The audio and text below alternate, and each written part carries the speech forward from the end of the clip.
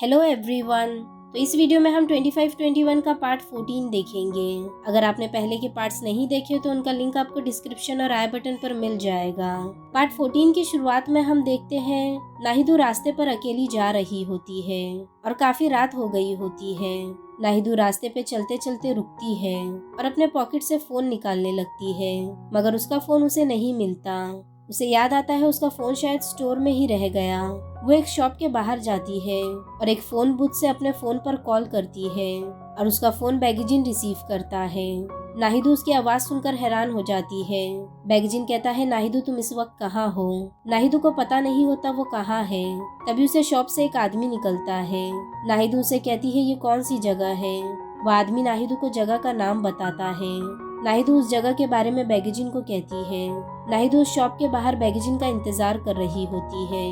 कुछ देर बाद बैगजिन टैक्सी से आता है। नाहिदू बैगजिन से कहती है तुम्हारे पास मेरा फोन कहाँ से आया? बैगजिन कहता है मैंने उस स्टोर में से लिया। वो उसे कहता है मैंने तुम्हें इतने सारे कॉल किए, तुम्हें क्या लगता है तुम्हारा ये प्रेस कॉन्फ्रेंस वाला बर्ताव सब एक्सेप्ट करेंगे? तुम अब एक नेशनल टीम में हो, तुम्हारे लिए ऐसा बर्ताव करना सही नहीं है। ये सब सुनकर नाहिदू अपना फोन उसके हाथ से ले लेती है और वहाँ से जाने लगती है। बैगजिन उसे रोकता है और कहता है तुम यहाँ पर अकेले कैसे रहोगी? ये जगह तुम जानती भी नहीं हो। नाहिदू कहती है मैं अकेले यहाँ से इसलिए ही आई हूँ ताकि मैं ये सब फालतू चीजों से दूर रह सकूँ, और ये कहकर वो जाने लगती है। बैगजिन भी उसके पीछे पीछे जाने लगता है। कुछ दूर जाकर नाहिदू बैगजिन से कहती है मैंने तुम्हें मना किया, मेरे पीछे मत आओ। बैगजिन रुकता है और कहता है लोगों के हिसाब से यूरिम विक्टिम है, पर मुझे लगता है तुम भी विक्टिम हो। अगर रेफरी का डिसीजन बैड कॉल है तो भी तुम भी विक्टिम रहोगी। नाहिदू ये सुनकर रुकती है। वो कहती है ये कोई बैड कॉल नहीं है मेरे लिए, और अपने बैग से फेंसिंग स्टिक निकाल कर लाती है और बैगजिन को देती है और उसे बताने लगती है कि उसका लास्ट शॉट कैसा था, और वो उसे टच करके कहती है बताओ कौन फास्ट था? बैगजिन कहता है तुम। नाहिदू दोबारा वही करती है और वापस पूछती है। बैगजिन कहता है हाँ तुम फास्ट हो। अब नाहिदू वापस थर्ड ट्रायल फेंसिंग करने को कहती है और वापस पूछती है। तो बैगजिन कहता है मैं। नाहिदू से समझाती है और कहती है अब तुम्हें समझ आया क्या हुआ? यूरिम से फास्ट मैं थी, ये मैंने महसूस किया है।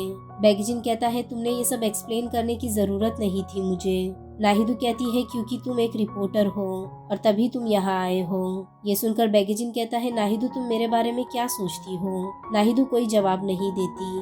वो कहती है तुम मेरे साथ आ सकते हो अगर तुम आना चाहते हो तो। बैगजिन कहता है हमें वापस चलना चाहिए। नाहिदू से अपनी स्टिक लेती है।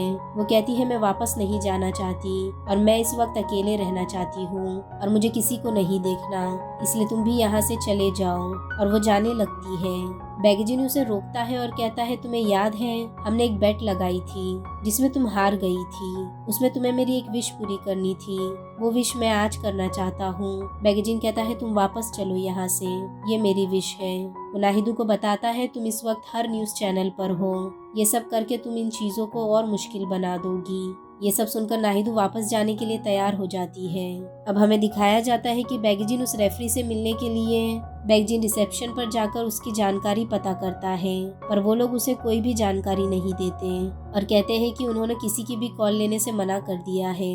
बैगजिन वहाँ पर बैठकर उस रेफरी का इंतजार करने लगता है और इंतजार करते करते वहाँ पर ही सो जाता है। सुबह सुबह वो रेफरी चेकआउट करके जा रहा होता है। तभी बैगजिन नींद से उठकर उसे देखता है और उसके पीछे जाता है। बैगजिन उस रेफरी को रोकता है। रेफरी उसे कहता है क्या तुम भी इसी होटल में हो? बैगजिन कहता है मैं एक न्यूज रिपोर्टर हूँ, क्या आप एक इंटरव्यू दे सकते हैं कल की फेंसिंग मैच के लिए? ये सुनकर रेफरी कहता है तुमने जो मेरे लिए उस दिन किया उसका बहुत शुक्रिया, पर मैं उस मैच के बारे में कोई बात नहीं करना चाहता। बैगजिन रेफरी को इंटरव्यू के लिए काफी मनाता है, पर रेफरी बिल्कुल नहीं मानता और टैक्सी में बैठकर चला जाता है। बैगजिन उसके जाने के बाद वही होटल के बाहर बैठ जाता है। अब दूसरी तरफ हमें दिखाया जाता है यूरिम और नाहिदू दोनों एकेडमी में होते हैं और उनका कोच उन दोनों पर काफी ज्यादा चिल्ला रहा होता है। वो कहता है तुम दोनों एक नेशनल टीम में हो और तुम दोनों ने जो कल कॉन्फ्रेंस में किया है उसके बारे में पूरा वर्ल्ड बात कर रहा है। ये सुनकर यूरिम अपने कोच से माफी मांगती है। उसका कोच कहता है कि तुम्हारी गलती मानने से सब ठीक नहीं हो जाएगा। वो कहता है तुम दोनों आज से ट्रेनिंग सेंटर छोड़ दो और अपने घर में रहो। ये कहकर वो वहाँ से गुस्से से चला जाता है। कोच के जाने के बाद नाहिदो और यूरिम दोनों अपना सामान लेकर एकेडमी से बाहर आ जाते हैं। तभी वहाँ पर यूरिम के पापा यूरिम से मिलने आते हैं। यूरिम उनसे गले लगाकर रोने लगती है। यूरिम और उसके पापा को इस तरह देखकर नाहिदो को भी अपने पापा की याद आ जाती है। वो वहाँ से चली जाती है। नाहिदो ट्रेन की टिकट लेती है और वहाँ देखती है कि न्यूज़पेपर में उसके बारे में ही लिखा होता है। ये देखकर नाहिदो को अच्छा महसूस नहीं होता। वो ट्रेन के अंदर आती है पर वो लोगों को देखकर अपनी सीट पर नहीं जाती। अब दूसरी तरफ यूरिम अपने पापा के साथ अपने घर जा रही होती है। उसके पापा उसे कहते हैं कि कभी कभी रेफरी भी सही नहीं होते, अगर तुम फास्ट होती तो भी।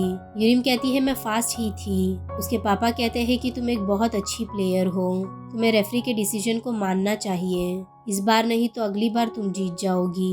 यूरिम कहती है नहीं, जब मैं इस बार जीत रही हूँ तो अगली बार क्यों, बाकी सारे स्पोर्ट्स भी थे, फिर भी मैंने फेंसिंग को चुना जो इतना महंगा स्पोर्ट है और हम इसे अफोर्ड नहीं कर सकते थे। फिर भी मैंने हमेशा अब दोनों के बारे में सोचकर ये स्पोर्ट जीतने की कोशिश की है। उसके पापा कहते हैं मैं बस यही चाहता हूँ मेरी डॉटर परेशान ना हो और तुम मेरी और तुम्हारी मॉम की फिक्र छोड़ दो और अपने बारे में सोचो। यूरिम कहती है मैं आप लोगों को कैसे छोड़ दूँ, आप लोग मेरे लिए सब कुछ हो। अब दूसरी तरफ दिखाया जाता है नाहिदो अपनी सीट पर नहीं जाती और ट्रेन में वॉशरूम के पास खड़ी होकर जा रही होती है। तभी एक स्टेशन पर ट्रेन रुकती है। नाहिदो एक नूडल्स शॉप देखती है। उसे अपने बचपन की बात याद आ जाती है। बचपन में नाहिदो एक बार अपने पापा के साथ इसी स्टेशन पर रुकी थी। उसके पापा उसके लिए नूडल्स लेने जाते हैं और तभी ट्रेन चलने लगती है। नाहिदो डर जाती है और उसे लगता है कि उसके पापा स्टेशन पर ही रह गए। नाहिदो जोर जोर से रोने लगती है। तभी उसके पापा नूडल्स लेकर आते हैं। उसके पापा कहते हैं मैंने कहा था ना मैं अभी आ रहा हूँ, फिर तुम क्यों रो रही हो। नाहिदो कहती है मुझे लगा आप स्टेशन पर ही रह गए। उसके पापा उसे चुप कराते हैं। वो कहते हैं मैं तुम्हारे बगैर कहीं नहीं जाऊंगा। फिर वो दोनों साथ में नूडल्स खाते हैं। नाहिदो यही मोमेंट को याद कर रही होती है और उसी स्टेशन की शॉप देखकर नाहिदो कहती है पापा मैंने आज गोल्ड मेडल जीत लिया है। वहीं बैगेजिन टैक्सी में उस रेफरी से मिलने के लिए एयरपोर्ट जा रहा होता है।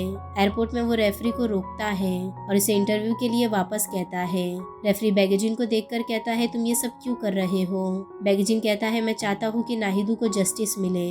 काफी मनाने के बाद आखिरकार रेफरी इंटरव्यू देने के लिए तैयार हो जाता है। वहीं यूरिम स्कूल ग्राउंड में अकेले बैठी होती है।